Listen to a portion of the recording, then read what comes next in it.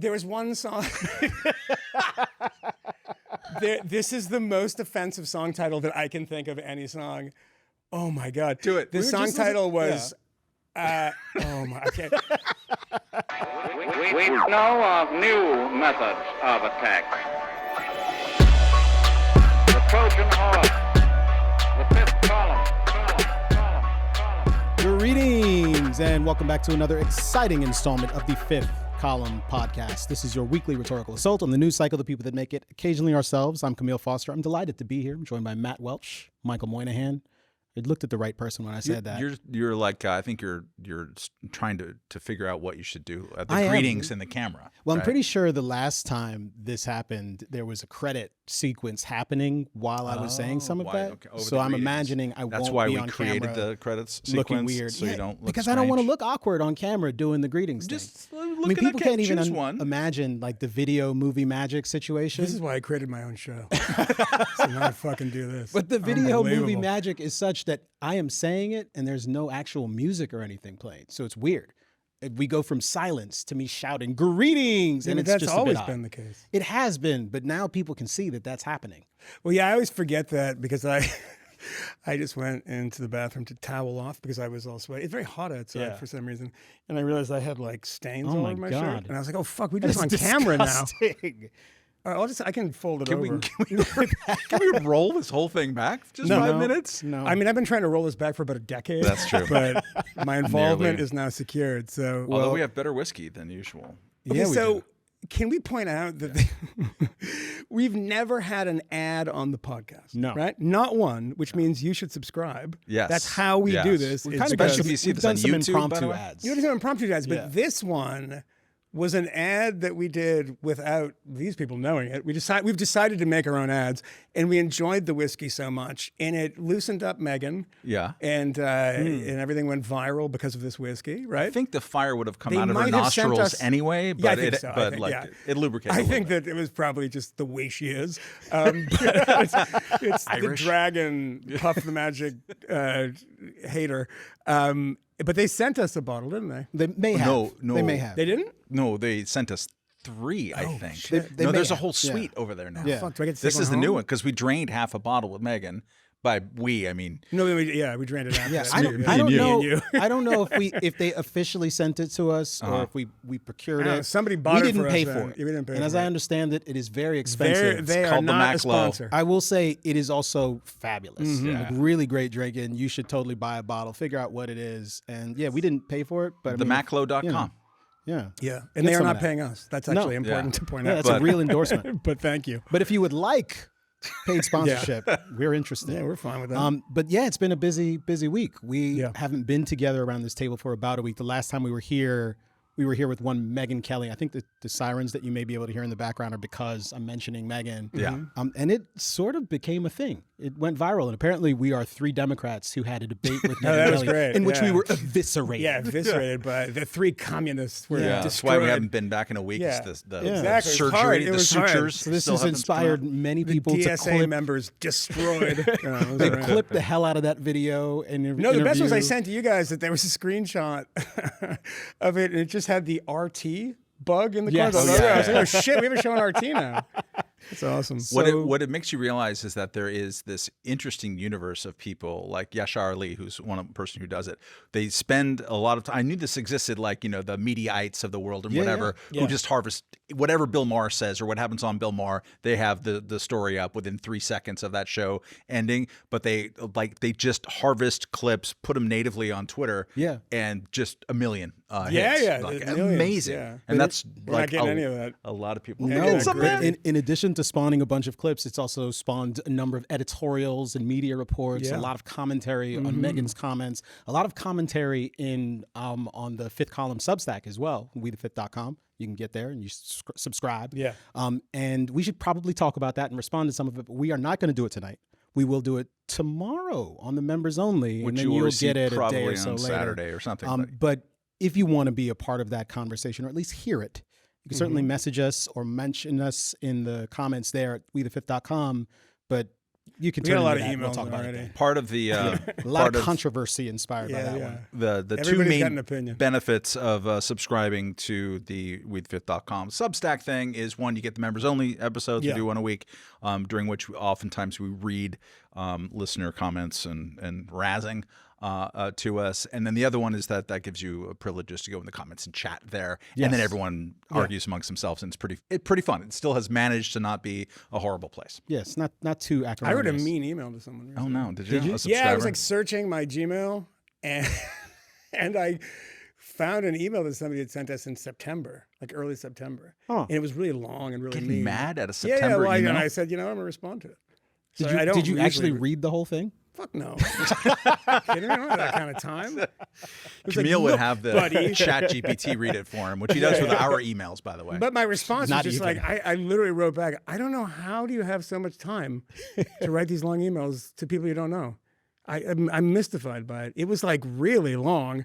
And I was like, I made you that mad. So I didn't respond to anything, like any criticism. You just tried to make him feel bad about his life choices. Yeah, pretty much. But I also said the part of your argument that I did read made no sense.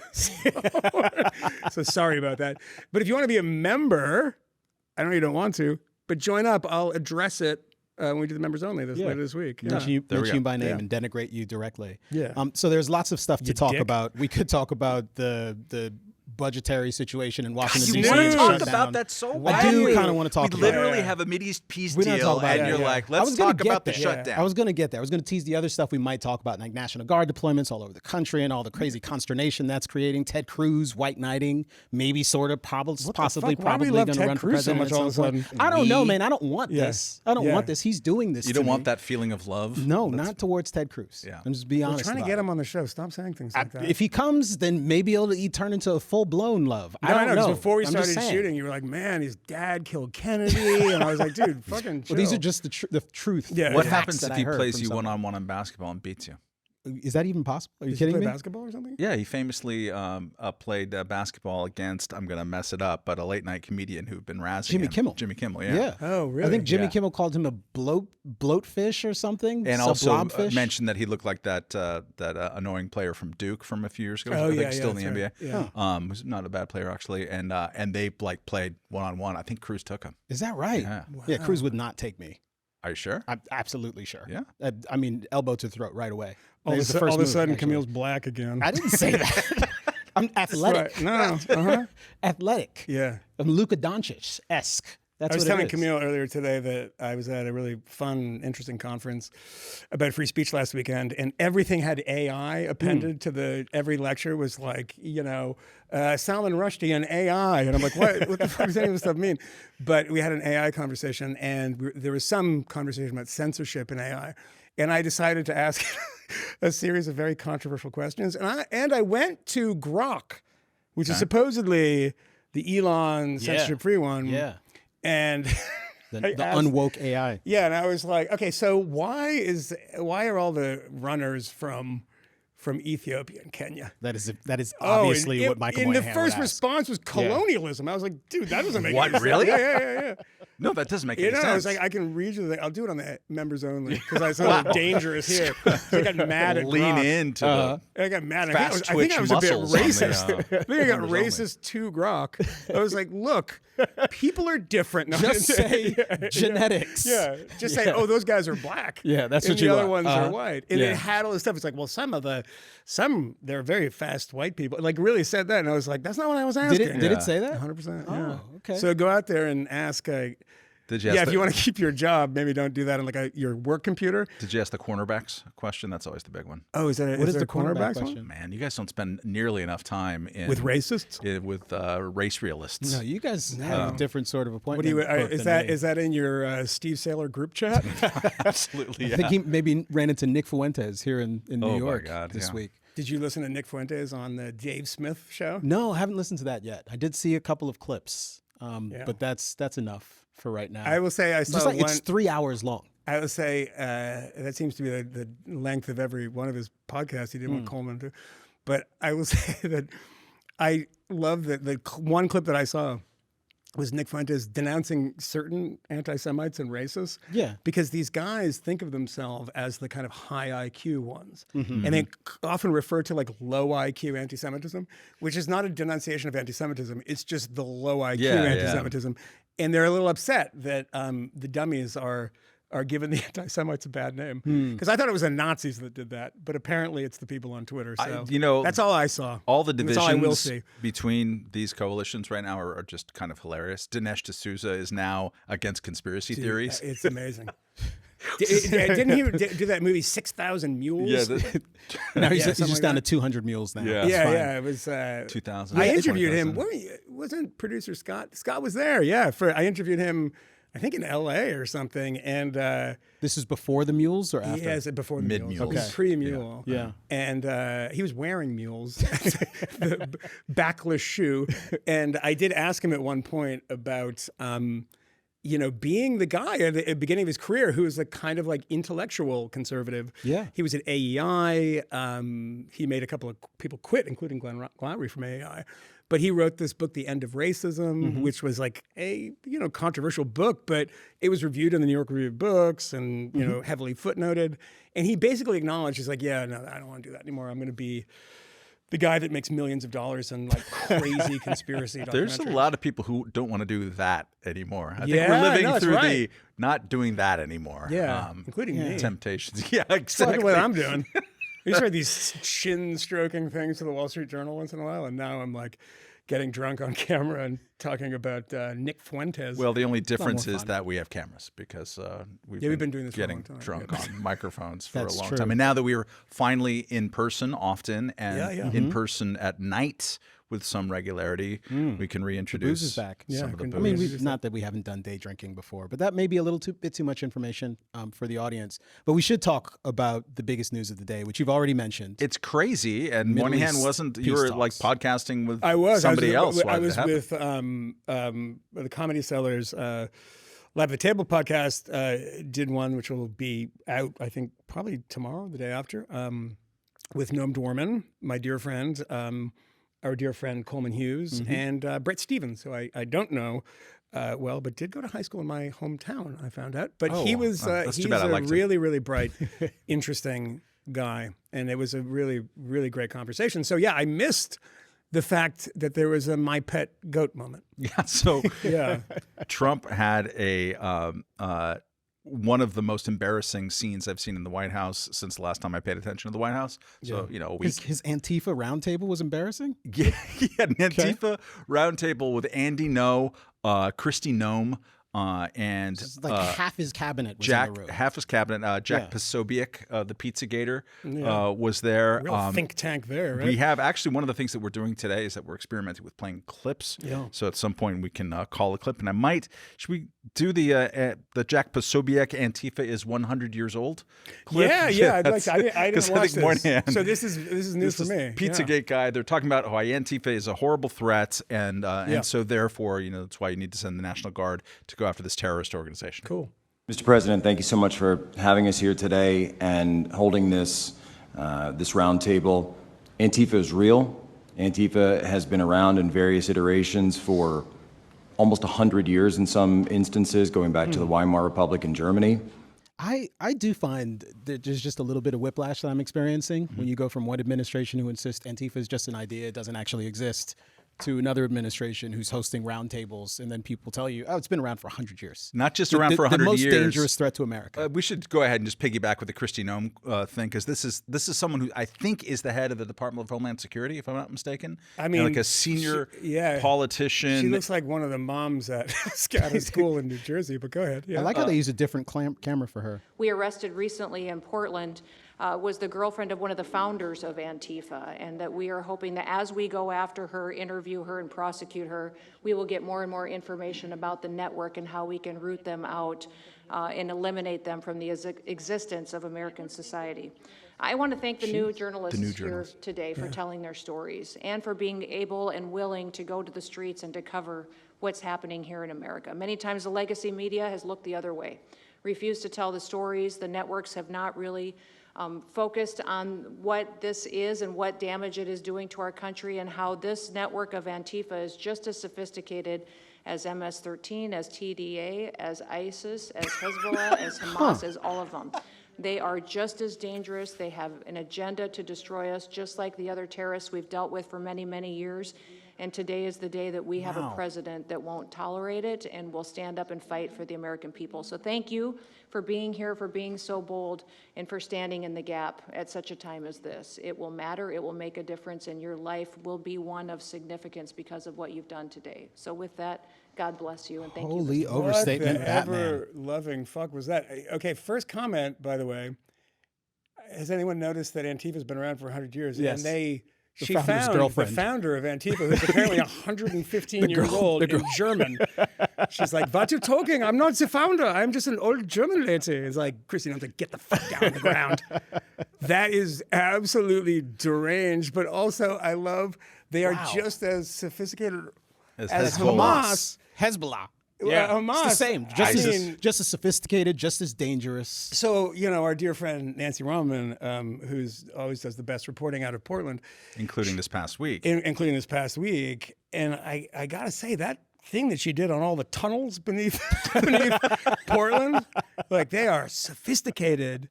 These, like, the they-thems of Portland who are very good at tunneling. Have you seen the footage from Portland over the last week? Yes. It's like 4 people in furry costumes jumping up and down. Yeah, they're getting getting sprayed with mace, and they're like in like frog suits. costumes. Yeah, frog like, one. Yeah. This is not. And by the way, a minister getting shot in the head with a pepper ball today. I do also want to say that when you go back, and it's very rare, by the way, to hear someone say Weimar Republic and not Weimar Republic, because it's become kind of normal to say Weimar Republic. It's like, I'm not gonna, but back to the 1920s and the Weimar Republic.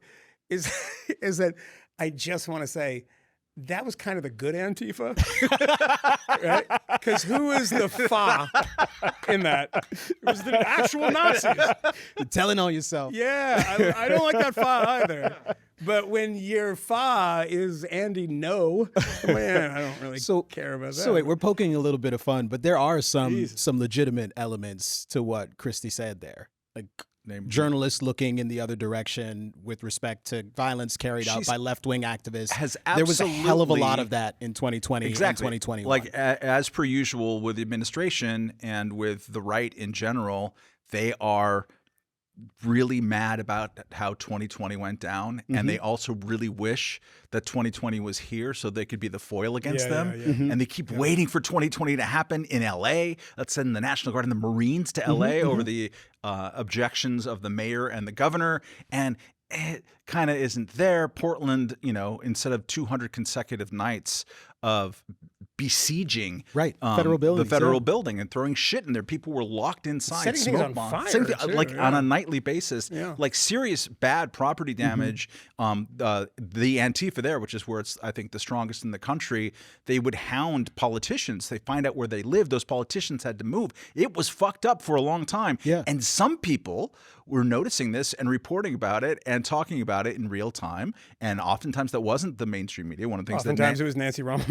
Oftentimes, one of the things that she pointed out then was that Antifa was actually very aggressively shaping what journalists could report. They were intimidating them. They and by the way, whatever you think of Andy No's journalism, I don't pay much attention to the guy, but it is undeniably true that the guy was attacked a whole bunch. Times. And he's not the only one. Multiple times. And he should fear for his safety, which I don't say that's, you can say that in a threatening way, but I just think it's just an objective. You should fear for your safety. You're not threatening him, to be clear. I'm not threatening him, but it's objectively true that he is not safe if he goes out in Portland on his own, and that should not be a situation that we're okay with. Exactly. That's terrible, and people haven't talked about that, and they haven't come clean about the sort of journalistic looking the other way during the violence of 2020. All that is true. And it's also true that in 2025, now there's this sort of the influencer journalists are like going on the roof with Kristi Noem as she's doing photo ops,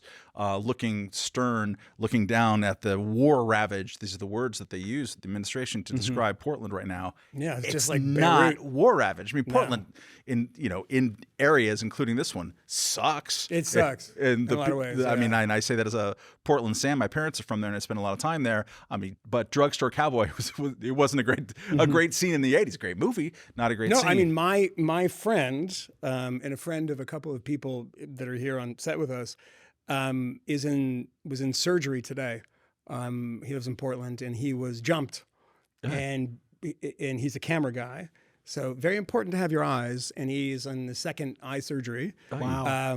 Today, and they don't know if he'll recover sight in this eye. And that was important. It wasn't Antifa. It was, as he said, a bunch of like meth heads that hit him in the eye with a skateboard, like the tail of a skateboard. Also right a problem here. for a city if it has a meth heads like, with skateboard hitting you in the head. It's a bad vibe there these days. And I mean, he said to me, that Portland was getting better. He's listening to the show too, by the way. He said it was getting better, but he said that before he was like blinded by someone the other day in a violent attack. Jeez. But like one of the guys who was invited to the White House today, this guy named Nick Sortor, he basically staged a moment 3 days ago where he saw someone burning an American flag, and so he went and he took it, and then there was a little fracas and a scuffle around it. He ended up getting arrested within like a second and a half. Pam Bondi is on the phone with him, and now he's at the White House getting his head patted, and he very embarrassingly is like, Mr. President, I brought the flag here for you. I mean, there's people who are going there to do like influencer, like TikTok garbage, and calling it brave reporting. It ain't. And also, whatever's happening in Portland in 2025, it just ain't 2020. It isn't. Yeah. It's a bunch of old grandmothers and a few people in furry suits. And there was, by most reported accounts, 20, 30 people outside of ICE, because ICE has, like they have everywhere, they've stepped up their enforcement in ways that is causing a lot of people to be upset and wanting to protest for reasons that I understand entirely.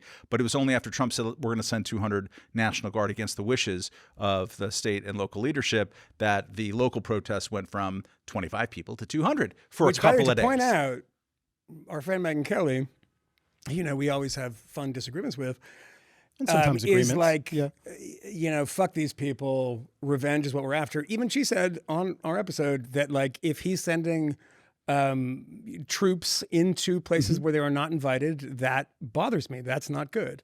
So yeah, there's a lot of that. But I want to say something about this Nick, whatever his name is. And don't tell me I don't care. Yeah. I just don't care. I'm going to tell you straight down the barrel of the camera. Yeah. I don't care. Okay. But he rescued a flag.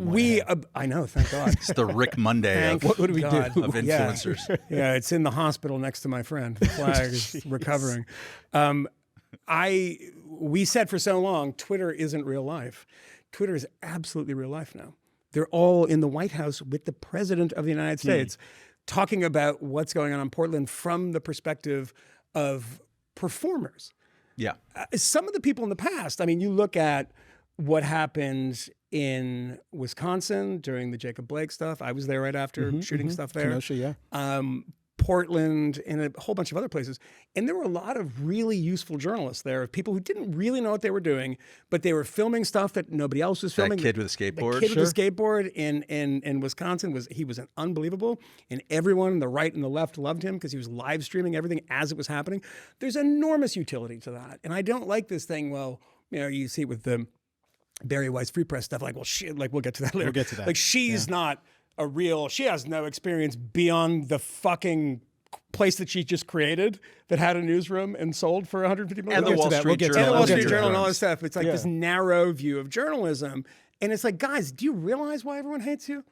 It's because these people are out there doing great stuff. But these guys now, though, as you say, 5 years hence from the original kind of blow up in process. It's not just 2020, but there's a lot of other stuff. They're there for performance. Well, grabbing the flag and filming it and calling Pam Bondi. Yeah. It's all reality TV. But there's some context here that we haven't talked about, at least today. We have talked about it in the past. You actually have brought it up several times, but the deadly attacks on ICE facilities that have happened this year in recent weeks. Yeah. And they were both in Texas. I guess there was another incident in Chicago earlier this week where there's like a car that was involved in an incident with some agents. But also ICE is flooding into Chicago. But part of the reason, at least the rationalization on the part, on the part of the administration is we have to protect these federal facilities because there have been this string of attacks. They do seem in some instances to be part of these various cells or different left-wing extremist organizations. Furries. The possibility that some of them are furries, some of them are murderers. So we have both things, unfortunately. Yeah, shoot the Pikachu. If only they were only Pikachu. If they went to Times Square and shot the Pikachu. Oh, that'd be awesome. No, we don't. No violence. That would be I don't like violence. No violence. No violence. We don't advocate for that on the show. Pikachu takes the head off and it's like a Guatemalan. I'm like, oh God, sorry, I didn't want to shoot that guy. But we do have to acknowledge that there are some legitimate challenges here. And interestingly, with this particular court proceeding, the president does have some authority to deploy National Guardsmen to protect federal facilities. Did it in California to protect federal facilities, much smaller footprint than what we saw in, say, D.C., for example, where he did have the authority to do the deployment.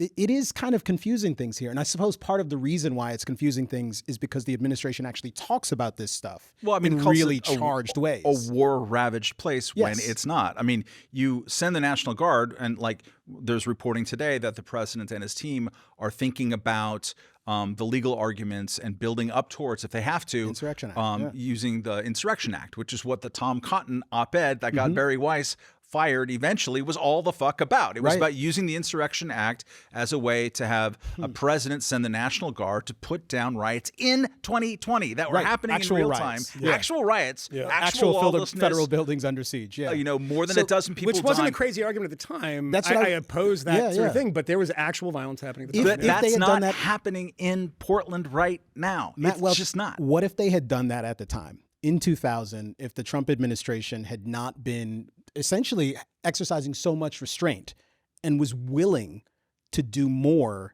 in that period of time, would they have ignited a powder keg and made things far, far worse at a time when the country was already on edge? Real possibility. Or would they have perhaps shut all of this shit down and maybe things would be even calmer now? I don't know, but it was so widespread was one of the problems. Yeah. I mean, I was looking back when in June when they sent the deployments to LA and just did a comp of what was happening in LA during the George Floyd times, right? We don't think of LA during the George Floyd times. The sheriff substation, a few blocks from my childhood home, was on fire. It wasn't destroyed, but there was big riots in Lakewood, fucking California. There were all over the place. So I think, there could have been, especially to Minneapolis, because that's where the epicenter was. You did have Kenosha. It was abandoned. It was going off the rails. But it was so widespread that I think it would have been kind of difficult. I don't even remember what we had said at the time. Probably maybe, but also I think that's where we were, yeah. But also it was just such an incentive, and we were all, the entire country, including ourselves, especially Moynihan, probably were losing our minds just because of COVID. We'd all been inside. I think I was maybe the craziest. George Floyd. I think I was the only one of the three of us with a COVID beard at that particular time. I think we all real COVID. You look like fucking Angela Davis. Yeah, you had guns an afro. And, guns. By Much June, like Angela Davis. Yeah. By June of 2020, basically by the time George Floyd was killed, we had all bought COVID cars. Yeah, that's right. Yeah. I even bought a COVID house. That's true. In memory of George Floyd. Yeah. It's too soon. Yeah, it was. No, it's not. Probably made the joke at the time. But the reason I don't think it would have been much different is because I was wrong about something in a huge way. And I've thought about it a lot. And Matt was right about this. Is that I was saying about this, the second Trump administration, cool your jets, the first time around wasn't that bad. And you were like, vengeance. It's going to be a lot of vengeance. And I was like, well. He said so. And also, but also I was wrong about that. The removal of obstacles. Removal of obstacles, and I played that down. And look, you know, if I had 1,000% batting average, if all of us did, we wouldn't be pundits. We'd be fucking Rasputin, right? We make mistakes. In that thing that I was like, I think everyone should chill it. I still think they need to chill it about certain things, but I think that no matter what happened the first time around, maybe it would have affected his electoral chances in 2024.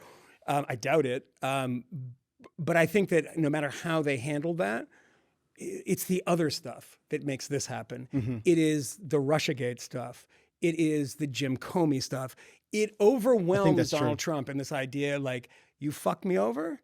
You think it's a mafia boss in that way. You fuck me over, I'm going to do everything I can to fuck you over. And I have that attitude myself about certain things in life. When somebody screws me, somebody screws me over at a job, and I'm like, you wait, motherfucker, because I will, if it's 10 years from now, I will make sure that you remember me and what you did to me. I get that, but you can't do that as the president. We should. But so I think that's probably, no matter what happens, is going to be because of all the other exogenous factors and the, you know, even like the raid on Roger Stone. I mean, stuff like that. I mean, Megyn pointed something out, which I poo-pooed at the time, but I actually think she's right about, was pointing out that CNN was there. Yeah. At Roger Stone's. That's kind of crazy when you think back on it. It's like, they were there at a raid at 6:30 in the morning, like waiting. They were there before the people that were raiding his house. In fairness, a camera crew outside of Roger Stone's house at 6 in the morning. You'll get something. You're going to get something. Yeah. You're going to usually, like, you know, I'm not going to say it. Yeah. We can all feel it. We should probably move on to some other stuff, but I will say that I suspect that the restraint the administration exercised in 2020 was probably a good thing. It was a good thing. I think so. That it almost certainly would have made things much, much worse. A lot of people were looking for reasons to escalate. And things got exceptionally dodgy in 2020. I think the thing that actually turns out to be the most dangerous about that time in the present moment, as you said, Moynihan, I would agree that what animates Trump's desire for vengeance in this moment are the various things that were directed at him and the various people around him, for sure. But what not makes, the situation in Portland. Yes. I mean, and what makes that particular moment of civil unrest and societal dysfunction in 2020 so dangerous is the amnesia. It's the fact that we barely seem to recall that any of that craziness happened, that there were autonomous zones in major cities in the United States of America. Like, that's secession.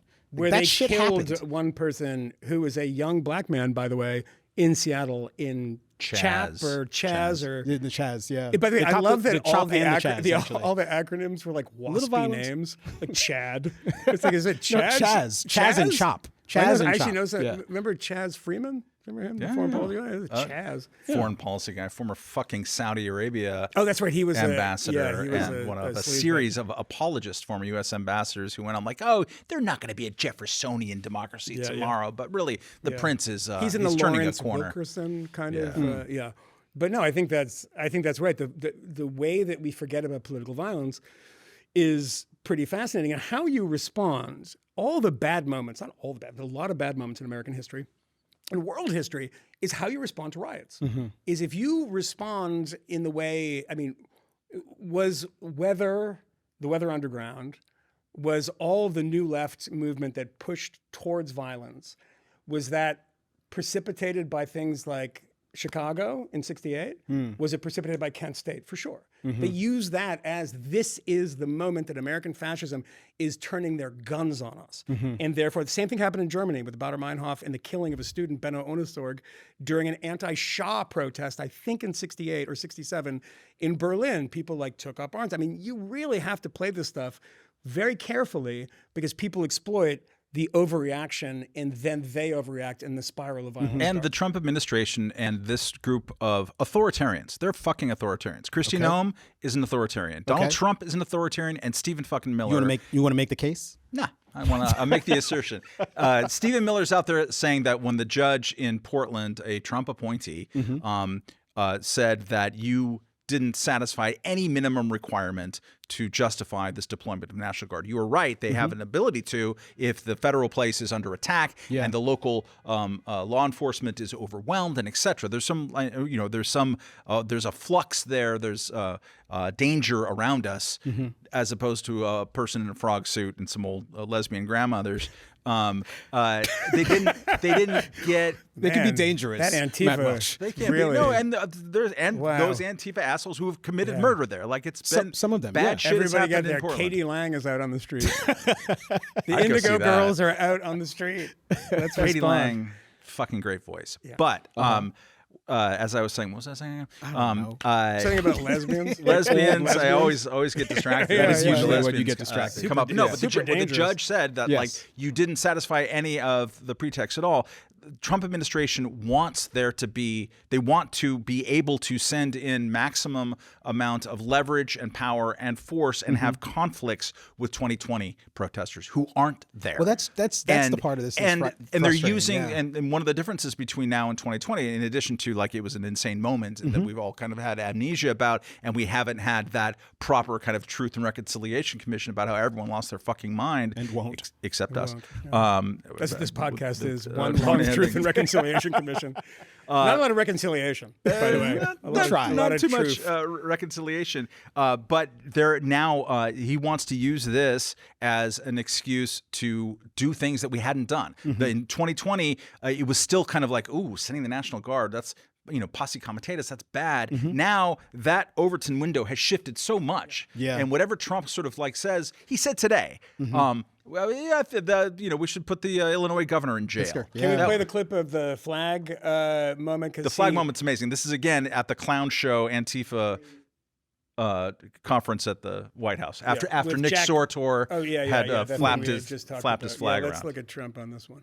A flag burning mob, and we've made it 1 year penalty for inciting riots. We took the freedom of speech away because that's been through the courts, and the court said you have freedom of speech. But what has happened is when they burn a flag, it agitates and irritates crowds. They've never seen anything like it on both sides, and you end up with riots. So we're going on that basis. We're looking at it not from the freedom of speech, which I always felt strongly about, but never passed the courts. Huh? I don't. What is he saying? Could someone translate? Can I say to our producers, can you guys, when in your free time, I know you got a lot to do, but in your free time, can you put together a supercut in lieu of an episode, because it'll be an hour and a half, of Donald Trump saying, "I've never seen that before." Yeah. You're the president. Never seen anything. Second term. Never seen anything like He's that. never seen any of this stuff before. Yeah. It's always because, can someone attempt, and either of you, if you can take this, decipher what he just said? 'Cause I if you don't took know. that, we got rid of the freedom of speech. Yeah.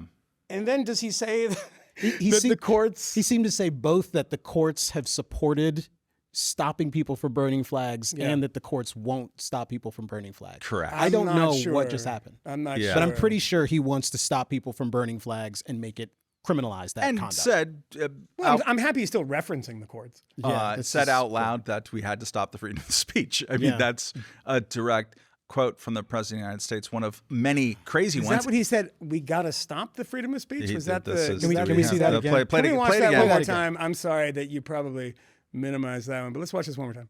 A flag burning mob, and we've made it 1 year penalty for inciting riots. We took the freedom of speech away because freedom of that's speech been away. through the courts, and the court said you have freedom of speech. This Okay, was his so only I event get- of the day, by I the way. get what he's This is his saying. only event of the day. Yeah. I mean, Yeah. I don't know what's going on there. Yeah, he The was only out of event his mind. until 30, 45 minutes later, that's when we have the My Pet Goat thing where Marco Rubio, who's the secretary of everything, comes in and whispers in his ear that, oh, by the way, the Middle And East by peace the has way, been done. enormous credit to him and Dopey Steve Witkoff and all the people that have been involved in that. If this actually happens, we'll see. I don't trust Hamas on this point, but we'll get back to that.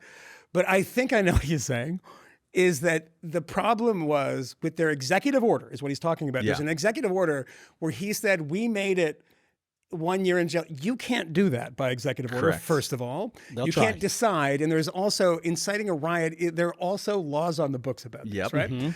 And those are these kind of exceptions, quote unquote, to free speech, inciting mobs, et cetera.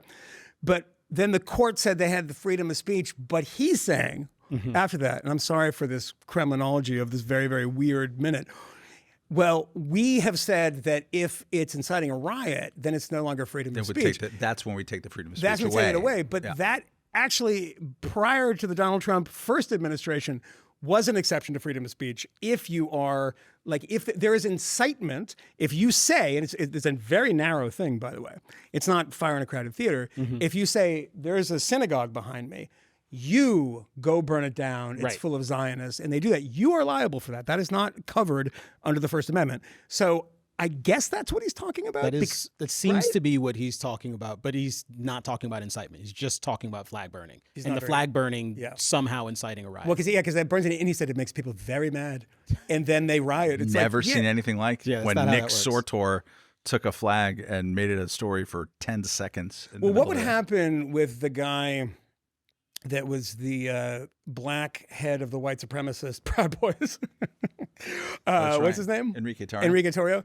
He actually, do you remember he went to jail for burning some, maybe we can have we got to get, who's the guy on Rogan that they talk about? Does the fact checking? Yeah, who's that guy? I can't remember his name. Kenny or something like that. Enrique. Dylan. I think Dylan would be good. Kike. Yeah. If we can get a fact check on this, I might be wrong. I think he went to jail, Enrique Tarrio, for setting something on fire on church grounds that was like a BLM thing. I think right? that might be right. That sounds right. I think that's the case. Like burning a BLM sign. Yeah, burning a BLM like sign or something. In that logic, because the courts have decided all these things, there is no special protection for the flag. If that incited a riot as a result by BLM supporters, by Donald Trump, or was suggested that it incited a riot. Correct. How could one know? How do you know? But like this kind of stuff, that would seem to apply to something like that too, right? Yeah, and then Trump would pardon him, and Trump would pardon him, which he did to all the January 6th people who by the way, committed violent felonies. Although in that particular case, probably fine. We would have commuted that sentence. Yes. No, this is my most. Jason was fact checking that in the website was the Black Wall Street Times. Oh, that's which I guess is one of my a portmanteau of the Wall Street Journal. And I think that's Jason's porn. I'm not bookmark. sure about that source, Jason, but I also, the most controversial opinion, which I've said on this podcast, I would support the commutation of his sentence particularly, which I thought was a bad sentence, not all the other ones that which is different than a pardon. Well, yeah. It was and different if you're than a pardon. fucking serious about political violence in this country, which nobody is, you would be against the pardoning of people who were convicted of or pled out, even under force, and I understand that, or under duress, pled out to committing violent felonies on that day. Although he did not. He did not. On that particular day, he didn't even come to D.C. He was in Baltimore. He was in Baltimore. Yeah. He but had an interaction with law enforcement. They told him not to come to D.C., so he did not. He did not come. Yeah. Isn't that the thing that trying to get into the mind of certain MAGA people, many of whom I know and friends with, that this kind of thing, this is kind of too classic. If this happened under Donald Trump, right? Donald Trump wanted to make it a political example of people who had done something, wrong in the way that the Biden administration, the Justice Department did. It said, I had said that on the day or the day after, I think it was the day of January 6th, that all these people should go to prison. Yeah, you were. I was very adamant, and I believe that. And I still believe that. You wanted to put them under the jail. Particularly assaulting police officers, breaking windows of the Capitol, going in when they're told not to go in, et cetera. Well, I know the conspiracy theory is that they wearing were let that in. Super cool hat. Yeah. You're just jealous. Wearing that hilarious Auschwitz t-shirt. It's a joke. Come on. But that, if there was a version of that under Donald Trump, and leaders of Antifa, let's say it's that, get 23 years in jail, I would imagine that people would say, this is the politicization of our Justice Department to set an example. And that's not what the Justice Department should be for. They're being... I know it's for that in a lot of ways, but they do that, but that's not what it should be for. Part of today's Antifa new journalist clown show in the White House was to talk about precisely that. We are going after Antifa as a major terrorist organization. We saw that Kristi Noem grade inflation. Now they're as powerful and threatening as ISIS and Hezbollah. I didn't know that Antifa controlled territory beyond Chaz and Chop, but I guess people alive. We learn something new every day, but that they're doing that. And similarly, last week, the Trump administration said, we're just going to go after George Soros, even though he's 94 years old at this point, because we sort of assume that, Alexander has some like pneumatic tube of money that ends up in Antifa's pocket. So they're like starting with, we just assume that they're guilty, so we're going to investigate them. That's not really how you should be doing investigations. And they're just being open with it. You watched a little bit of Pam Bondi this week, I understand. Also, like they're like being very blatant about picking their enemies. Megyn Kelly, big Bondi hater, by the way. Yeah. Big Bondi hater. That's right. As we've Yeah, she's discovered. a big Bondi hater. But before we talk about that hearing, we should probably talk a little bit about the Trump peace accords. It's the amazing. Israeli Yeah. Gaza. It's I absolutely would say amazing. one short thing Okay. before, and it will be a short thing, I promise. I promise you. I don't believe you, but go ahead. You shouldn't. I have a bad track record on these things. He did come at 7:30. Like he was Yeah. The ISIS thing that drives me crazy about this, and the email that guy sent me when I wrote back to him in a very pissy. Oh, he read the email after all. Well, I read some of it. Enough to be angry. Enough to be annoyed at this. And not just jackass. at the length. It was about the word fascism and about me refusing to call it fascism. And I still refuse to call it fascism because it's not fascism. The same thing applies to these people. The reason you don't call it fascism with this redolence of Nazism, because that's a very specific, unique, and uniquely terrible period in modern history. And the same thing is true with ISIS. If you say we're not fascists, how dare you? Look what you're trying to provoke in people. Calling Antifa ISIS is the same thing.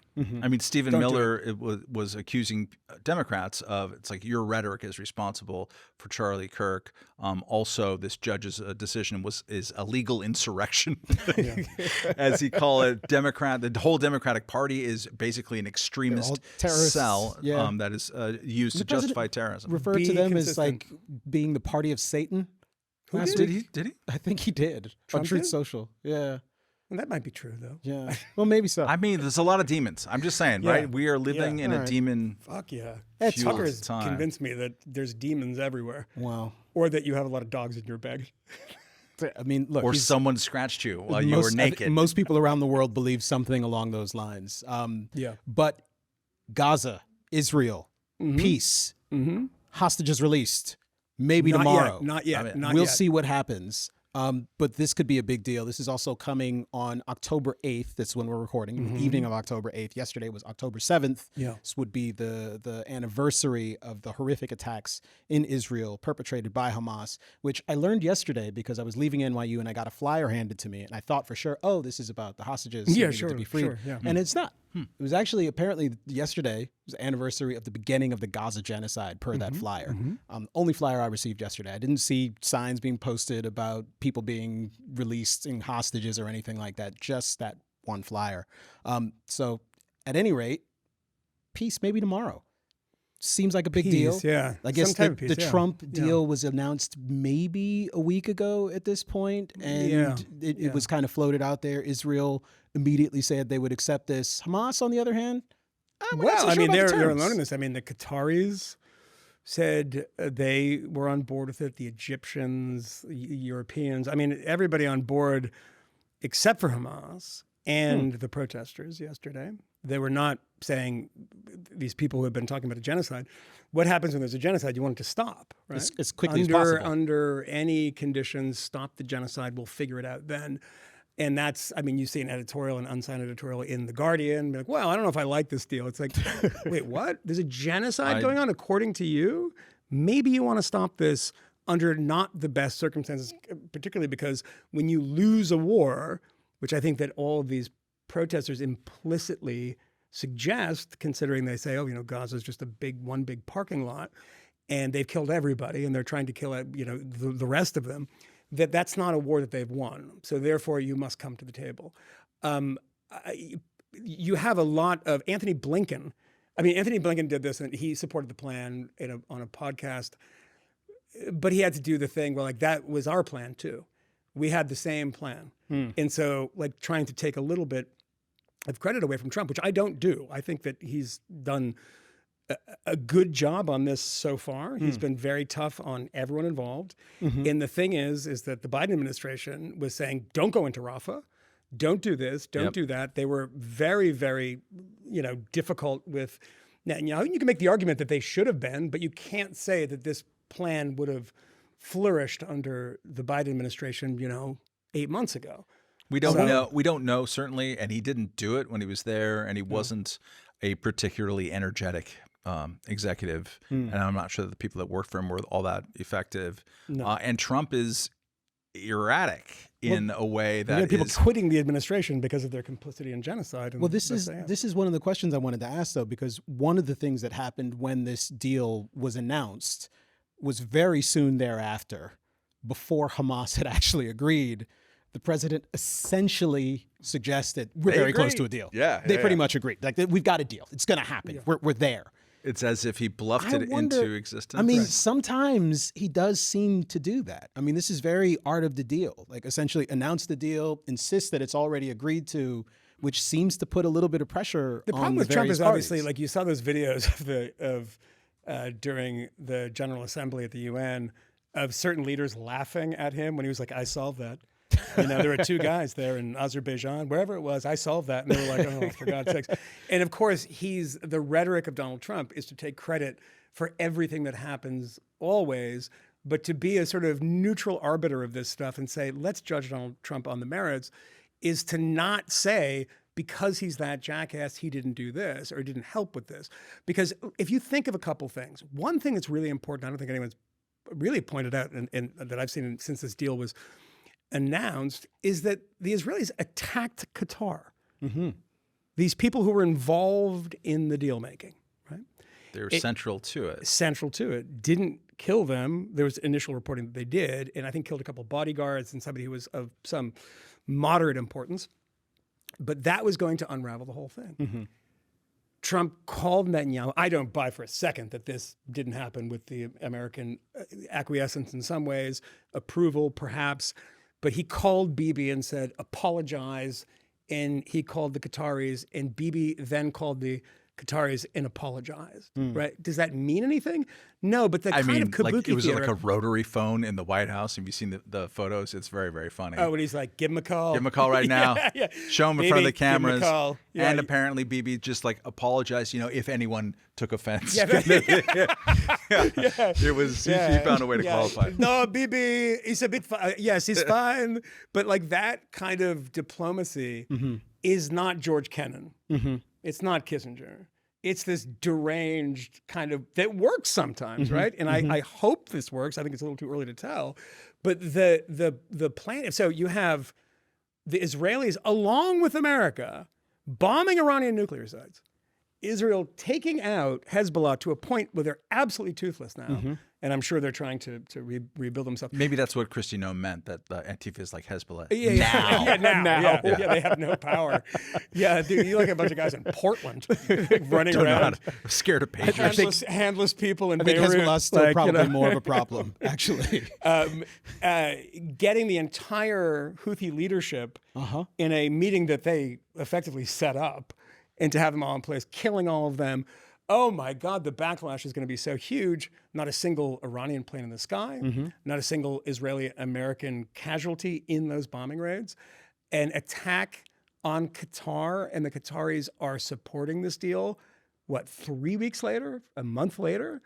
Something's happening here that's pretty interesting in the way that the Middle East has been remade, but it's telling us a lot about our fears about some of these people in the Middle East now, that the Iranians are what bin Laden called us after the Khobar Towers, a paper tiger. That's the Iranians are paper tigers, the Houthis are paper tigers, and the Qataris, all you have to do at this point is say, you want our shit?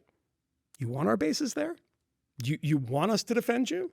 Or do you want us just to go hang out with the Saudis? And they're like, no, hold on. And that's a type of diplomacy that is clearly effective. We hope it's lasting. We have no idea, but so far it's... I mean, the thing about lasting, and the thing that I'm the most... Nothing lasts in the Middle East, but yes. Nothing lasts in the Middle East, but it's getting the hostages and bodies back. The most important thing. That is a finality. That is what the whole thing has been about for 2 years, and also is the way that Hamas could have ended this on October 10th and chose. Do you know what Hamas can do, to. by the way? I just realized this today when they were talking about the hostages. There are 20 hostages supposedly that are alive. They can keep those people safe, right? Can they keep their civilian population safe? They don't give a fuck. They don't care. And the reason they can keep them safe is because they have a very large underground network, one of the most impressive engineering projects with doing so much with very little in modern history. And the Israelis blow up some of those tunnels, but there's still a lot of tunnels and there's still a lot of places. They've managed to keep those people safe because they're their only bargaining chip, right? They don't give a shit about their own civilians, never have, and are quite vocal about it, by the way, too. When asked, why don't you have bomb shelters? And they say, it's not our responsibility. Where in Israel, there's a bomb shelter in every building. There's no place to hide. Those people who died, that we don't know what those numbers are. There are so many people that have so many different political reasons for announcing high numbers, low numbers. But when you see those images from Gaza, you cannot in any way stop and say, I want this to continue. It's a horror show and I want that to end. But I do also understand whose responsibility it is. And it is the responsibility of Hamas, who, when they have valuable people, they can keep them alive. They don't see any value in the average citizen of Gaza, and they have sacrificed them to this moment. And I'm surprised that they've come to the table after so much negotiation about hostages, et cetera. But I want to be hopeful because I don't want this to happen to the people of Gaza anymore either. We're recording this on a Wednesday night. They're scheduled to have a signing ceremony in Egypt tomorrow. And Trump had been talking about flying out, like he wants to, like that. The My Pet Goat thing was that Marco Rubio wanted him to announce it first on Truth Social, and Trump. He wants that Nobel Prize. He wants that Nobel Prize.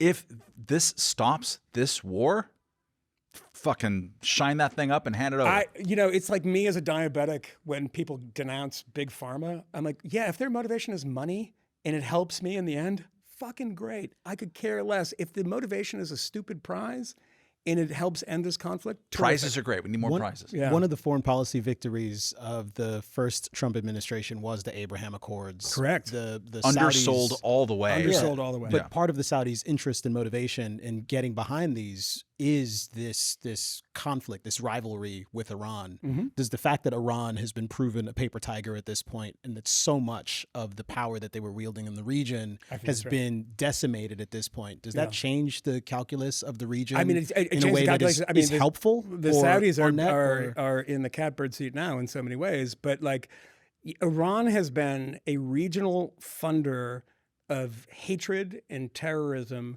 for as long as it can, since the Islamic Revolution, 1979, is where do the Houthis get their weapons? Where does Hezbollah was a creation of Iran. It wasn't an indigenous thing. It was a creation of Iran. And despite the Sunni-Shia gap, so much of the weaponry and the intelligence and things like that come through Gaza comes from Iran too. And when you have an Iran on its back heels, because Iran also has a population of people who are pretty liberal in a lot of ways. There's, of course, a lot of people that support the government. But the old joke was, if you want to go to the Middle East to find a country that loves Americans, you go to Iran. Israel, okay, fine. But you go to Iran because the Iranian people have been living under this boot heel since 1979. So this kind of scrambling of power is good. And like Matt, Matt has been a sort of champion level hater of the Saudis, and I'm with him on this. But when it came to, for instance, the Saudi comedy, regime, to be clear, you saw this Riyadh comedy festival, and everyone's attacking them, and I get it, But any little thing that brings the Saudis in from the cold, any little thing that empowers them over Iran, in my view, is good. It's a positive thing. They give like $2 billion to Jared. It's good. Give $10 billion to Jared. Bring him in from the cold. Jesus Christ. Please do. Jared seems like a nice guy. We should have can we have a human sponsor this podcast? That's very funny. Sponsored by Jared. My worries about the Subway guy? About this going forward, besides him. He's a kiddie porn. He's a kid diddler. Convict. Like I said, wasn't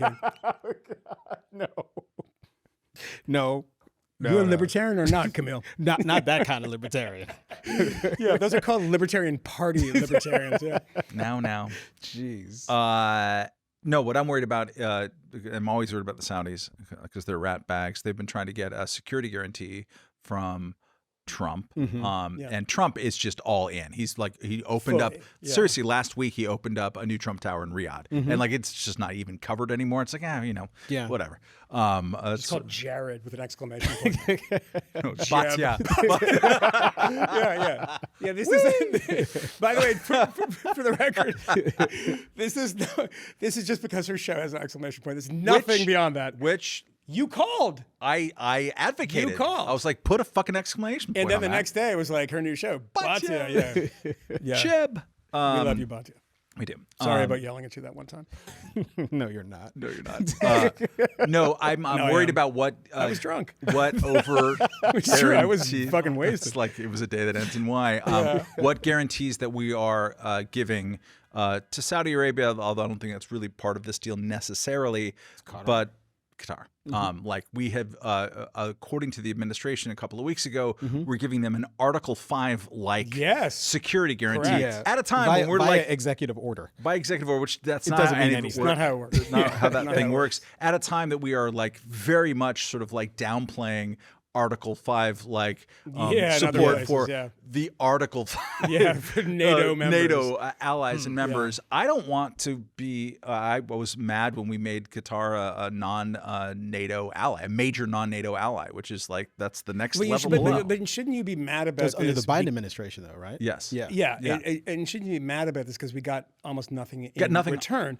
But is it I mean, this is the Jean Kirkpatrick article that she wrote, I think it was 79, in commentary called Dictatorships and Double Standards, which, I mean, she was a Democrat, which so impressed the Reagan administration that they made her a Republican. Who, at the end of her life, was very strenuously opposed to the Iraq War, wrote a book about it. But she became Reagan's ambassador to the UN. But the argument of dictatorships and double standards is essentially, it's much more nuanced than this, is that you got to do deals with bad guys to ultimately support liberalism in the end. And in a way, your overarching project. Yeah, I mean, that's so what is our overarching project? Well, if the overarching project in Qatar has been a safe haven from Hamas. It has been a funder of Hamas. It has provided some sort of international ballast and recognition to one of the biggest scumbag political terrorist organizations in modern times. Basically, Switzerland is what you're saying. Yeah, they're neutral about all this stuff. You're talking me into bombing them. Keep going. Like Jazeera Arabic was very aggressive in its propagandizing on behalf of Hamas. If there is some, okay, we've made this deal. Part of this deal and part of this Article 5 stuff, they're not writing toothless executive orders for nothing in return. There's no chance of that. There's no chance of that. And I'm not even that cynical to say, Jared's getting pocket money from this. I think there's something else going on here. We'll see. What do you suspect is the category of what I else? suspect is that they're going to kick out some of these Hamas people or maybe take a different tack towards terrorist organizations like Hamas. I hope. And then also, I don't know this in any way. This is just a hope. And maybe this is giving them too much credit. And then also, presumably, and this has been a sticking point, it's impossible to solve, but be involved in whatever the fuck happens next in Gaza. Like taking some direct responsibility for it in a way of like, or being part of someone taking direct responsibility in a way that no one really wants that job. No one has wanted that job. Nobody wants that job. But they've got to stop shooting rockets at Israel and kidnapping people and murdering them and stuff. So it'll be interesting to see the conditions. Hamas had objected to some of these disarming, where this kind of handing the weapons over, which this is a common thing. The IRA and the Good Friday Agreement in 1996 and 97. We're very reluctant to do this. I also don't know how you confirm that they've been disarmed. That's the thing, right? Yeah, you can. Because there was the hidden caches of weapons of the IRA were like supposedly hiding in the Republic of Ireland, et cetera. And did they give everything up? British intelligence and that, they knew a lot. They didn't know everything. But at this point, they're making arguments like, well, if there's going to be some sort of security force here, we can't be disarmed. Right. We have to have guns. If there's, this will be chaos and anarchy, and we don't want that. But that's not really what they're talking about. No. They want their weapons, but all those rockets there's the really crappy ones that they build, and then there's the more sophisticated ones. And of course, keeping in mind in Lebanon the fear about attacking Hezbollah, much like it was the fear in 2006 when they invaded Lebanon again in southern Lebanon, was that they had, and the numbers were always 100,000 rockets. 200,000 rockets. Where were those? They're taking out people who control that stuff. They're taking out places where you can launch them from. My thing is that I was always hoping, and there's no possibility of this. This is the brain of somebody who's not in the room with the American guys and the Israeli guys, and what Mossad knows, et cetera, is that I hope they understand, and this is why they did this in the past, was after the Munich attack in 1972, in which all of the Olympians were brutally murdered by Black September, which is an offshoot of the PLO, is that they had something called Operation Wrath of God, which was what Steven Spielberg made a movie about Munich, which is wherever you are, you think you're going to rest your head in peace, we will fucking kill you. Do not rest and do not sleep with both eyes closed because we will find you. And they did. And they made some mistakes too, by the way, in doing that.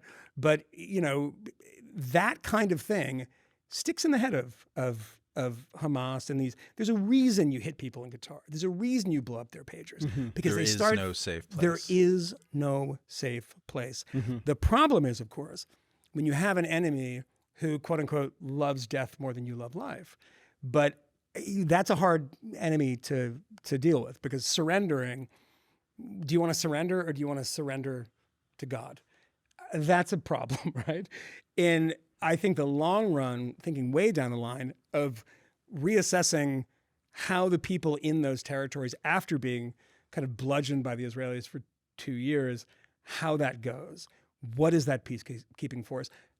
Right now, I just want those hostages back. Yeah. If that happens, and that happens in the next couple of days, that will be a celebration. That's an amazing celebration, and white knuckle until that. And there's every reason to be sort of not skeptical necessarily, but just particularly that one video that I found the most heartbreaking thing I've seen in a very long time of the kid digging his own grave. If anyone saw this, it's very hard to watch. I'm not going to watch that. In a tunnel, looking Auschwitz-like, maybe 100 pounds or something, crying, and them taunting him on camera, and he's literally digging his own grave. And unless you do something, people, to the Israeli government, that level of cruelty is unbearable. And I really hope that that guy is home with his family in 2 days. I really hope so. It would be a fucking miracle. I never thought that would happen. So give credit to the guy that I don't give a lot of credit to. What's your projection for, let's say the good thing happens. Yeah. It's enough of a peace deal to get the hostages back. And there'll be a bunch of Israeli prisoners or Gazan prisoners that Israelis have sent back, etc. But if it's a success, in other words, what is the way that it will be portrayed as something different? Oh my God! Yeah. My prediction on this would just be everyone will be mocking Trump for being so needy about getting a Nobel Prize. Oh, for sure. And that will be we will driving. be too. It's funny. Yeah, it's too super fucking funny. He's too thirsty. That's Yeah. the problem. I say even the Russians trolling him with respect to that. He's been talking about giving the Ukrainians more arms and you don't get a peace prize if you do that sort of thing. But at any rate, I do want to talk about some other things, and perhaps we take a quick turn after that hopeful note to talk about something less hopeful, which is the government shutdown. And we only have to talk about it briefly. We only have to talk about it briefly. Why? I don't really care. He lives in Maryland or I something. don't care about the government employees so much. If we cut that camera, and then it'll just be a black. Do this, not a black, I just have a non-black. But I have one issue that I want to bring up here. All right. It's Fleet Week in San Francisco this coming weekend. Oh, you're going to get a handy. Wow, that is the most important event in the Bay Area. Life. In the Bay Area. In your pants. And the one time What's the where Bay Area I am noted particularly excited about particularly excited about. I'm particularly excited about. Tech, you said. No, the one time I'm Bay particularly Area. excited about. It's Fleet Week. No government shutdown. Stop. Military propaganda Ridiculous. is when the Blue Angels To all are of our flying gay viewers, overhead. I apologize. And it turns out that the Blue Angels will not be flying because of the government shutdown. And that that was what the you call it? moment when it really, really hit home for me. And Yeah. this almost certainly can't be reversed no matter what's done now. Congress hasn't quite sorted things out. We don't have to talk about any of the machinations beyond that. That's the only real thing I'm You're cared just about. looking for your Not annual healthcare or anything salute else. to the flag. I just want to Kmele. see those Blue Angels. There's apparently something Robbing called with- the Snowbirds Robbing of Blue Canada. Angels. The Snowbirds. What? And they're supposed to replace the Blue Angels. I won't go. The Canadians I are don't want to coming see down? this. Yeah. We No, should fuck shoot that. those motherfuckers out of the sky. The fuck? Are you serious? So I don't want to talk about it Wow. anymore because Somebody it's too watched, tough. Sorry, like but I did The want new to Top flag Gun that. too many times. And I just Are want we to. forgetting the 1812 war? Like that's Yeah, fine. exactly. Really bad. So this is very unfortunate. At any rate, there are other things worth talking about. One thing in particular, our friend Bari Weiss Wait, made why a little is there bit of a news Blue this Angels week. video on the screen? We're gonna. Oh yeah, Van Hagar. Wow. Yeah. Oh, this is not gay at all. It's not gay. No. Not that there's anything wrong Look with at it. gay. those super hard nose cones. Yeah. I mean, this is when they weren't allowed in the military, anyways. They Yeah. Just in the look Blue at that Angels. long hose. But this is actually Shove this that is in the pretty, hole. it's pretty gay. Yeah. That's his gayest thing. It's a Van Hagar again, video. Why not is that it there's gay? anything wrong with it. Yeah. Get those. Wait, is this really a Van Hagar video? I think it They is. did a Blue Angel song? It's just Dude, David Lee I Roth support never would have done this bullshit. no. Oh, look at that. That fast cut. Look at like. I'm glad we don't have a Kmele boner I mean, have cam. you, honestly, like this is, I feel patriotic as fuck. Like right now, in this moment. You want to? I would join the military if I, well, they don't want me. What the fuck is this? How did I miss this?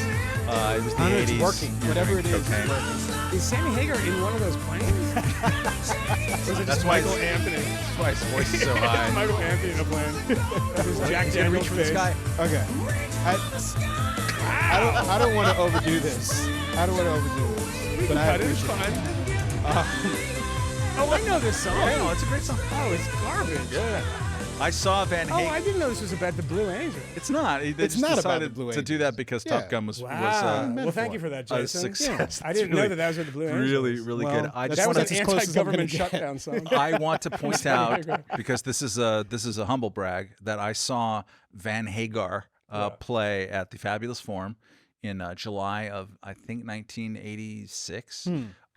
And the brag part about this is not seeing like Sammy in his like yellow jumper, but is that the opening band was Bachman Turner Overdrive. Wow. BTO played. BTO played, and the two main dudes in it, who are also from the Guess Who, back in the day, as you well know, Kmele. Yeah, I don't know what Yeah, you he mean. knows that. Were He knows like I once saw Future and Young Thug in concert. Yeah. like they're both BTO. like 300 Yeah. pound Canadian rednecks in overalls, just that's right. fucking Yeah, playing, yeah, taking yeah. care of business. Oh, that's the only song they had, right? I had a couple. You ain't seen nothing yet. But was BTO Canadian, Yeah. by the way? Yeah, So they didn't give a Bachman. shit about the fucking Blue Angels. No, they don't. They cared about the Snowbirds.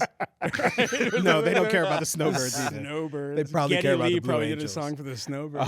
But we should talk about Bari Weiss because We we've had recently another outbreak of Bari Weiss derangement syndrome. The national media. You know what's interesting about is that up in arms. is much like the thing that the anti-Israel people. It's also BDS, Bari derangement syndrome. Yeah, different kind of BDS. yes, They support both of them. Well, Yeah. Bari Weiss's Free Press acquired by CBS, or just some sort of partnership with CBS. Skydance, Bari yeah. Weiss is Skydance. joining Skydance. CBS. Fucking name is and Skydance. there have been rumors about this Fucking for weeks. Great. Perhaps name. perhaps more than a month. The rumors More were than a month, yeah, swirling more than a around. month, We were yeah. beginning to wonder, like, what the hell is going Oh, on? I have a correction to make, but continue. Okay, yeah. well, at any rate, Bari Weiss, now head of CBS News, and everyone is thrilled about this. They couldn't be more Yeah, excited. everyone, yeah. She launched this new publication. In the last 5 years, it has gone on to be hugely successful. and was acquired for something like $150 million or something like that. It's an interesting cash and stock deal. But Bari in charge over at CBS News, and a lot of people aren't happy about this. It's the Tiffany Network. Who's surprised? Yeah. Yeah, I'm so upset because as a regular consumer of CBS News, I just don't know what the quality is, what's going to happen here. You love CBS News, don't you, Matt? CBS News, in fairness, was one of the hugest brands of news. What was the participle? Was a past participle used there? Was I think one there of was. Yeah, that's the word. It was. Yeah. David Halberstam's fantastic book, which I recommend our media literate listeners and viewers to read, "The Powers That Be." It's a tremendous book from 1979, and I've never read that. it's great. It's a phone book. I don't have the People don't know what that means anymore. Yeah. I don't know what that means. It covered 3 or 4 families of news organizations. CBS News was one of them. The LA Times was one of them, which was a kingmaker back in its day. The Henry Luce Empire, Time magazine, and then his phenomenal wife, Claire Booth Luce. Claire Blue, just like implicated in all of American power for especially in the Cold War era, but also before a little bit. And then also the last one was on the tip of my tongue, and Washington Post / Newsweek, back when those were gigantic things, and Katharine Graham, and the brilliant Philip Graham, her husband, who committed suicide, as we all know. But anyways, it like reading that is totally inspirational. It's very 20th century. And you will have a lasting respect for the way that CBS News was originally kind of forged. When the networks were coming out, CBS, ABC, NBC, that's it. And CBS took all of these actions to, like with Eric Severy and these other people, to forge a great news network. That is absolutely true. 100%. It was different than the other ones, always better, always more serious. The gravitas would go there. The war reporting was better. Everything was better about it. It was this name, and it's just so much fucking past tense. It's so much past tense. In everything. Like there was literally a salon, which still exists, .com headline. Salon.com? Yeah. Wow. Believe it or not, I think it was the salon.com, and if not, I'm sorry, but I think it is. That was like, how do we go from Dan Rather to Bari Weiss? It's like, oh my sweet dears, you missed out on how fun 2004 was. Yeah. Like the fake document scandal. The fake documents, the kerning of George Nobody's W. perfect. Bush. Danny shit the bed quite a bit, but like all other media, CBS News has collapsed. All media has collapsed.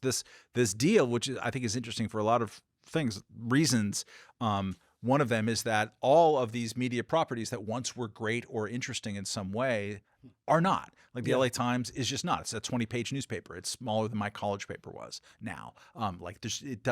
These places don't have heft. So the weirdest thing for me about it, besides the fact that we know Bari and like we did election night here with Moynihan, and she's been on the program 5 times, and we all know her very well, is that it's kind of interesting to go back into one of the old media properties and kind of weird.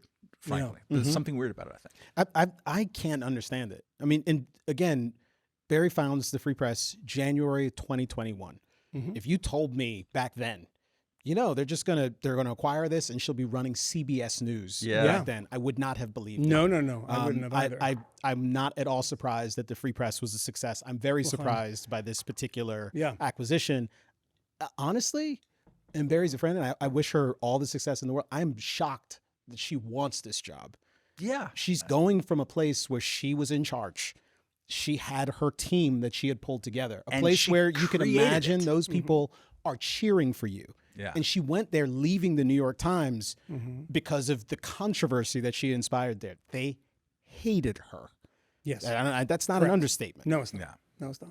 She's going into a place where some non-trivial percentage of the staff hates her again. That's why she's fucking great, because that is a very brave thing to do. Knowing that people hate you. Yeah. And the power that Bari has to charm people because she's an incredibly lovely person. This is the thing that all the people who hate her, and I understand a little bit of like where they're coming from, especially when they don't know her, because she inserts herself into controversies and like gets in the Which middle is of great. it. It's what we're supposed to do. It's what we do as journalists. She barely even has to try, though. But you remember that there was a person at Vice, a woman whose name I don't remember. She's kind of disappeared from journalism, but she attacked Bari a whole bunch, and then she met Bari, and then alongside Bari wrote a column for the New York Times about people who really disagree, who can become friends. And this was somebody who really brutally attacked her. And I don't remember her name, but they wrote a piece together. And I remember at her book party that I saw her there. And that's something that Bari is incredibly skilled at, of, just breaking bread with people who disagree with her. And that idea, which she puts out in, the memo and all this stuff, is something that she lives and agree. It doesn't matter if you agree with her. If you have an old, ossified, dying CBS News and you don't want, I had one person at CBS News send me a message, and somebody I think that politically very different from Bari, and said to me, look, I have an open mind and we need some shakeup in here. And this is a very high level person. And I was like, you're going to get it. We saw, you guys probably didn't see, but today we received an email from someone who works at CBS affiliate Norwegian and said, just mark my words, trust me that there is a generational level of acceptance of like, the people who are between 30 and 55, they're like, or maybe a little bit younger, but they're kind of excited because they haven't had any new wind blowing through the building for a while. And like these old media carcasses, and I used to work for one of them at the LA Times, like the stench of death is just overwhelming. To the extent which I counseled Bari, and we talked about this at this table when this news first came around. I wanted her 5 years ago, when we were all kind of like talking about how do we respond to this weird media moment where people to think about now, where people like us are being kicked out on the margins. I mean, there's Nancy Romman wrote about this a few months ago, and she wrote a piece about Paloma Media for like fee for some reason. But like it started with the 2019. What was the name that Bari had for her parties that she used to do over the cellar? The Thought Criminal Dinners. The Thought Criminal dinners. I don't know if she named it that, though. Yeah, I don't think that was her.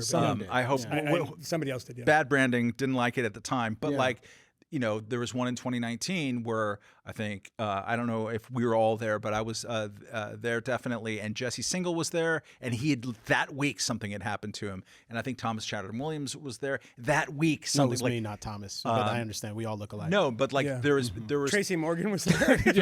also all look alike. Billy D. I'll make the jokes. Billy D. Williams was there. True quote, it was very sexy. And it's like drinking some Colt 45. Works every time, Camille. But like everyone had been pushed out and canceled, and like the question is, what do you do with this?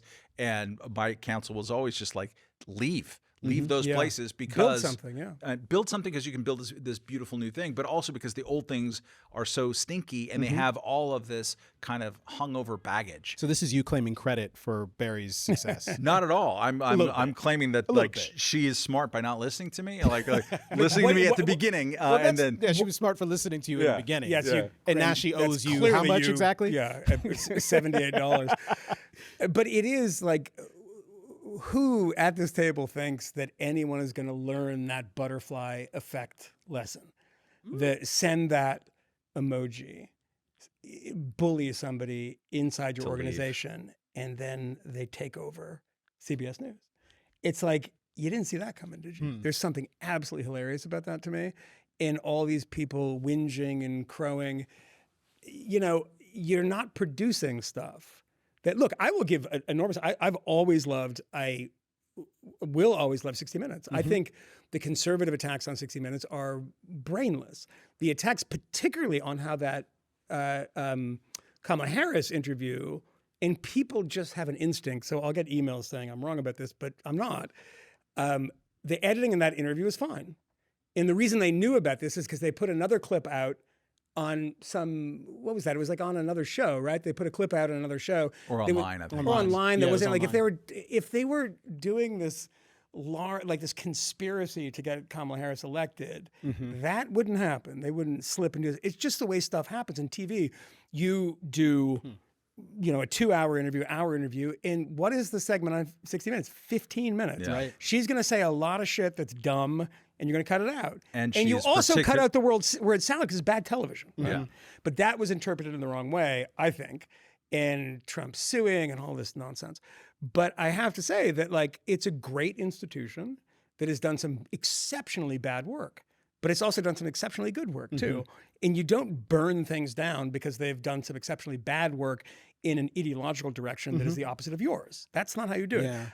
The idea that Bari is going to come in and make 60 Minutes Newsmax is not understanding who Bari Weiss is at all. And I want this is my correction, by the way. I said when this news came out on the show that it struck me as totally implausible that they would make her editor-in-chief. Yeah. And I thought that was like, some spinning up Like fever dream. to make everybody angry and get clicks. And I was wrong. Yeah. And that was whoever did that. I have to find who that was. It was very good reporting.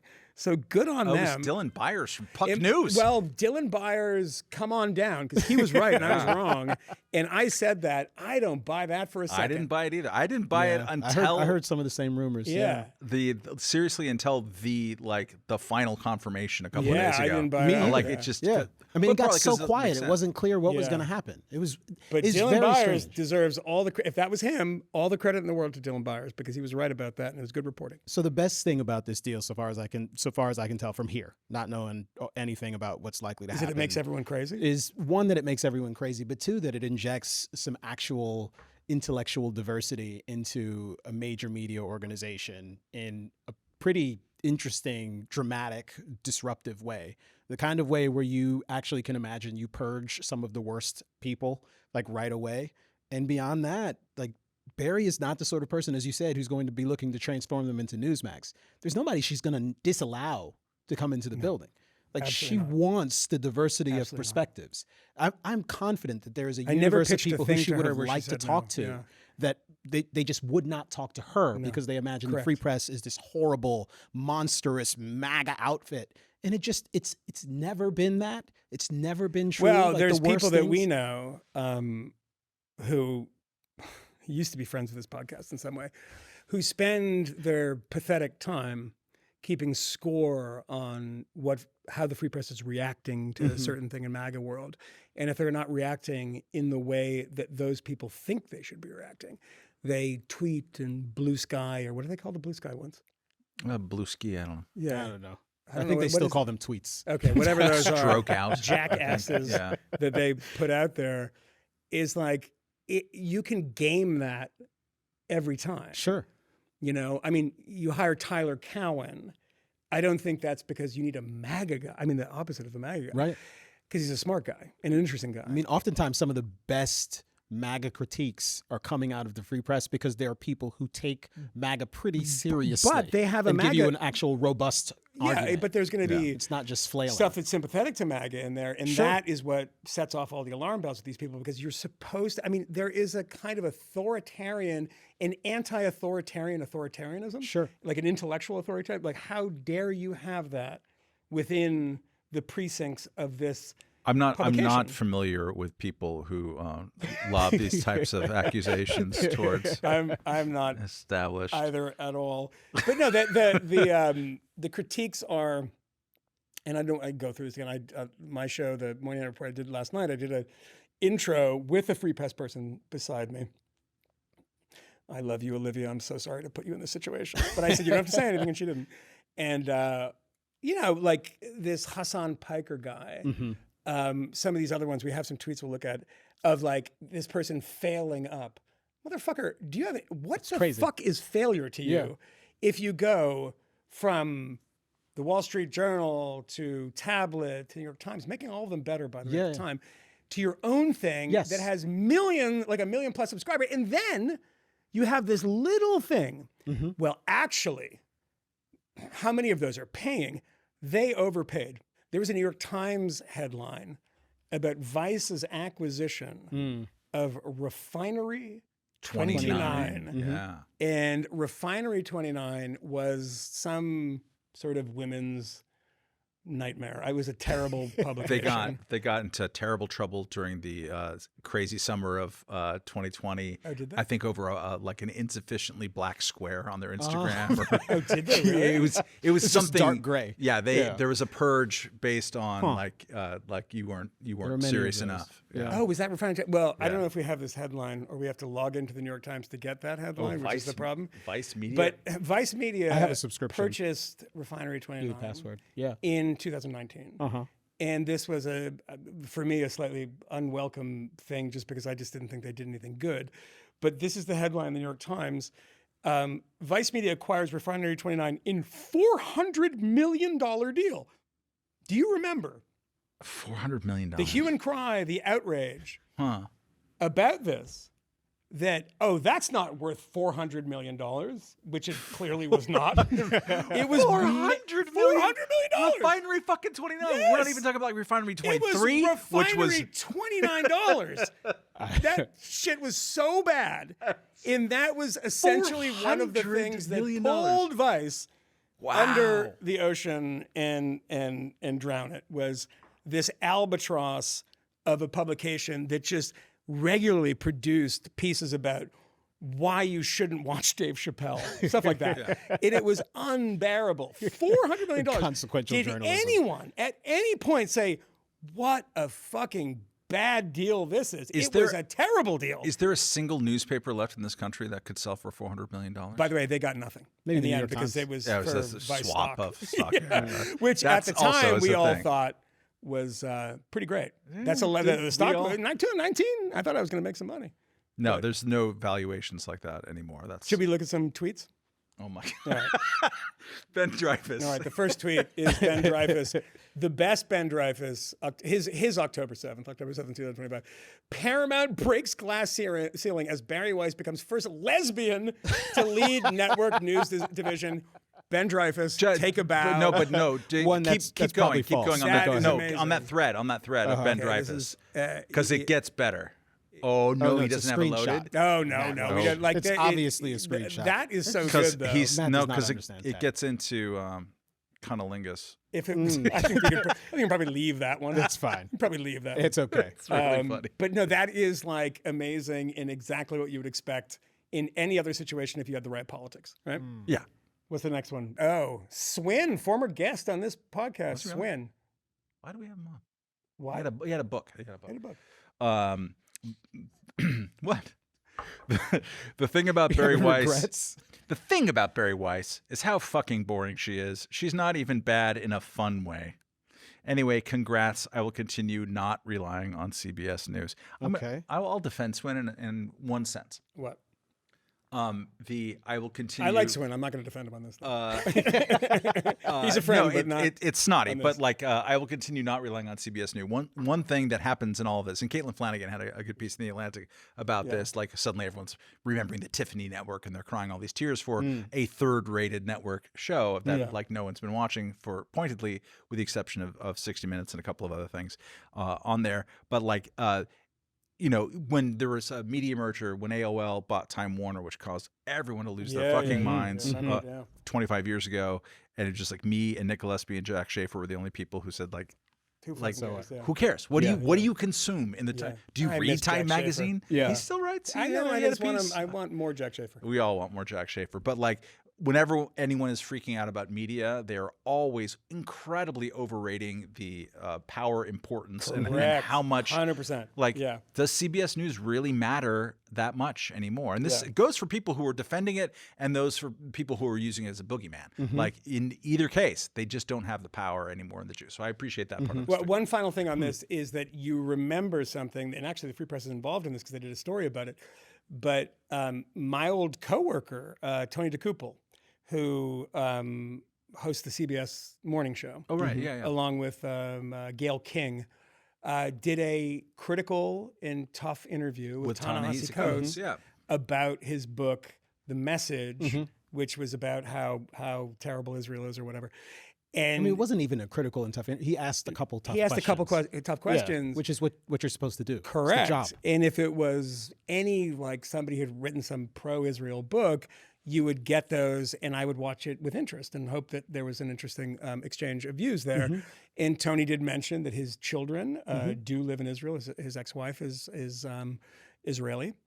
And the shitstorm that followed was absolutely astonishing, and it should have been more telling to people. All hands on deck meetings, and this isn't meetings about a guy doing a slightly critical interview, and it wasn't in 2020. There was no outrage this is like, during the interview either. No, no. Coates is talking to him. They have a I conversation. mean, look, this is just Ta-Nehisi like Coates can handle himself. He's not complaining about. I don't know. Maybe he did complain, but it didn't. Seem He did at the after time. the fact. Oh, he did. Yeah, he eventually realized that this was a very bad thing. It was He didn't realize it was very good for his brand. It was a couple of years ago only, so it wasn't at the height of the madness. And we only have to be reminded of 2 weeks ago when he sat down with Ezra Klein, and Ezra Klein, who right now is in a very I want to, he wrote a thing that people lost their minds over, saying that Charlie Kirk did it the right way, the way that he engaged in politics was the correct way, and he got killed for it, and that should be a cause for reflection on people on the left. And I think he's right about that, all of it. And But by the way, we've asked Ezra to come on. I hope he will. I hope he will too. But just for the record, when people attack Ezra Klein so viciously on that, when he comes on this show, and I'm going to say when, because I really hope he does, is that he will be in direct opposition to about 95% of what we say, because Ezra Klein is a liberal. But he's a liberal who says, okay, we need to rethink a lot of things. And talk which to is people. a normal, and talk to people. And 95 seems a little high. It seems maybe a little bit high, but He's all with the progress he agenda got and bucket everything. fulls of shit the way he talked with Ta-Nehisi Coates just last week, literally. So and how the dare abundance stuff, and I meant abundance, not progress. abundance, but that's progress, conference, abundance. Yeah. Anyway, let's read this one, because it's Casey Chambliss. Casey, first of all, before I read this, do Google my handle and the spelling of my name. Good Lord. How you do it? That's not even close. No. Not even close. Yeah. Michael Moynihan? Well, if it was my full name, I get the mistake. But it's Michael Mahala, Inshallah. I hereby demand Michael Moynihan, at Michael Moynihan, do a Finkelstein voice reading and explanation of this post on We the Fifth. That is this very podcast. Read the next sentence. Michael doesn't get on X enough, so this is addressed care of Matt Welch. That's a good thing she did. Otherwise, we probably wouldn't have seen it. And to be clear, we've had several emails making this exact same request. So the tweet that he's referring to is Norman Finkelstein, who legend, October 7th, on October 7th, tweeted this. And I think, by the way, that this is about Coleman, right? No, this is about Van, because Van got into some trouble on Real Time this past weekend. Right. Yeah. It says, newsflash. Barry Weiss hires Van Jones to head up the CBS News Schwarzer division. Huh. That's an interesting word. Unbelievable. There is a what video. does We're not going to play it. Yeah. There's a video of Norman Finkelstein. You should play it. Previously saying, Schwarzer is basically the N-word in Yiddish. And he actually doesn't say N-word. What does he say? Well, he drops it. He doesn't give a shit. So What we do you should mean play a drops video. it? You're so excited about that, don't you? No, I just played the You video. love it. Why wouldn't we play it? Well, We've been playing clips all He day. loves well, 'cause the we didn't N-word set it up. almost as much as the guys who are flying the Blue Angels. We'll cut it in post. But he had another one. Do we have the other one? I don't think that there's a Coleman one too, but it's fun. Yeah, but there is another one where that's Max Blumenthal says something very similar. It's funny to see how Minivan Jones, all those Negroes are the same. Is that the message we're getting? I don't know. How is he Minivan Jones? I think What is the commonality? The commonality is making pro-Israel arguments. Yeah, but so many people in do the that. same week, within 3 or 4 days he's not of saying that Van about Jones me. getting into exceptional trouble. Okay, that's what it is. Minivan Jones is because It's he's very black. likely that. Okay. Yeah, I mean, I think that's pretty. Could be that, I too. don't think he sees race in the same way you do. It could be that too. Is what I'm saying. I'm just saying that's right. the reason to mention Van Jones this week. Yeah. Okay, this is somebody called Kim Kelly, appropriately titled Grim Kim. The Bari Weiss news is just so depressing. $150 million for hateful, toadying slop. Meanwhile, all the best actual journalists I know are struggling to make ends meet and losing their health insurance and also not building enormous media properties. Shai Davidai, who was the Columbia professor, who, I think he got kicked out of campus, but he was the one, a Columbia professor that was talking about the anti-Semitism on campus, responds, I doubt that all the best actual journalists work at Teen Vogue. You might want to get to know more journalists. Kim Kelly says, ew, do not speak to me, you racist piece of shit. Free Palestine. Can I say a personal thing there? Yeah. I don't know this person. Oh, yeah. She used to work at Vice. Okay. Oh. She was also did like a manager, did PR for the band Anal Cunt. She did not. She did indeed. Huh. Fact check that. True. Give us, I don't know, 3 anal cunt song titles. Even know what I can give you one. About. Yeah. Oh my God, it's so bad. You have to now. Do you want to do it? Yeah, you actually have to do it now. Oh, man, we don't care about really getting do it. It's fine. We don't care about getting monetized or anything. By the way, they're so horribly sweating. up. He's not. No, the one that I was thinking, guys, I want to apologize for this. This is Seth Putnam. It's 2025, May he rest in peace. not 2020. There was one song. This is the most offensive song title that I can think of any song. Oh my God. Do it. The song title was, I can't. Connor Clapton killed himself because his dad sucks. Wow. That's wow. So. It could be worse. Yeah. It could be worse. That's bad. You know the story there, right? Yeah. There was one called no, it gets worse. I sent concentration camp footage to America's Funniest Home Videos. Is one song. Wow.